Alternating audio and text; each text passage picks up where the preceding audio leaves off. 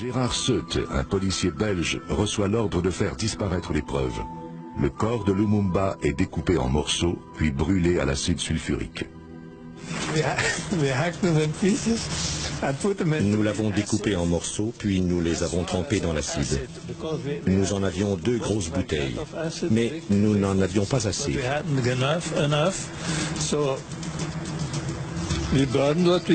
Alors, nous avons brûlé ce que nous avons pu, ainsi que les 2 bouteilles. Pour le reste, je me souviens que mon assistant a allumé un feu et nous avons fait tout disparaître. Nous sommes restés sur place pendant 2 jours. Nous avons fait des choses que même un animal ne ferait pas. C'est pourquoi nous étions sous, complètement sous. Autrement, nous n'aurions jamais pu le faire. Et personne ne peut dire aujourd'hui que ce n'est pas vrai. Cela s'est bien produit. C'est la stricte vérité. Un corps d'une personne importante. Tout ce qu'on fait pour ça. Et ici, j'ai le reste d'une personne historique très importante. Les voilà. Et c'est tombé ou vous l'avez arraché? Il avait une denture, une très bonne denture. Oui. C'est couvert avec de l'or hein, derrière. Donc un dentiste, c'est identifié ça.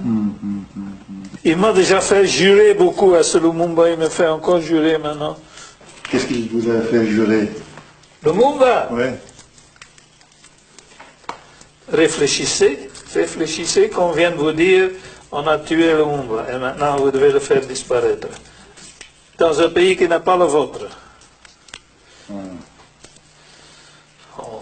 Vous voulez un couteau?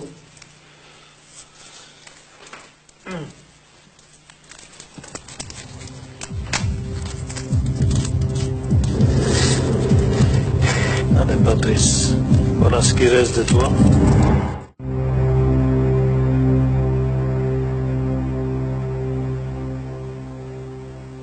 Pour moi l'histoire, Lumumba a commencé le matin après l'exécution.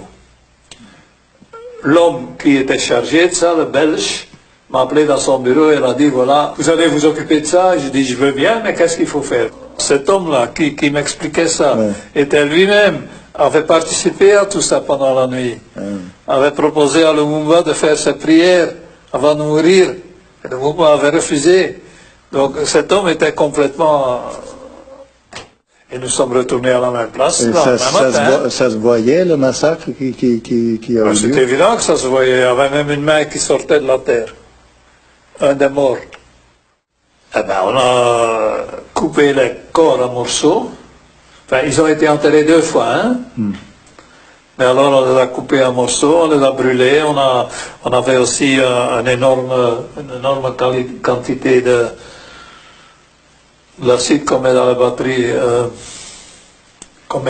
des voitures. Et dans ça, on a donc la plus grande partie des corps a été dissous. Oui. Et alors le reste, on a brûlé. Hein. Mais il fallait faire ça sans que les Noirs le voient. En pleine forêt. C'est aussi un problème, ça. Vous êtes là à 2, nous étions 2. Et on devait faire ça tous à nous-mêmes. Enlever les 3 corps de la terre. Les couper en morceaux, les détruire. Et tout ça ne pouvait être su de personne. Et c'était su de personne. Personne n'a su ça. Puis le lendemain, dès que je suis arrivé à l'aérodrome, on m'a dit il est mort.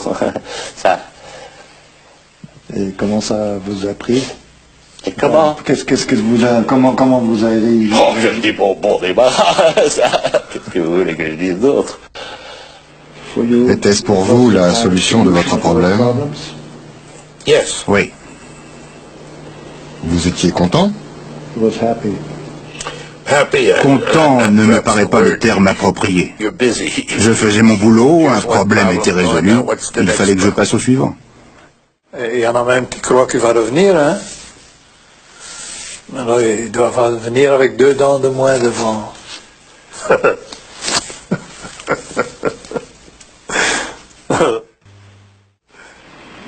Vous êtes européen ou vous êtes allemand?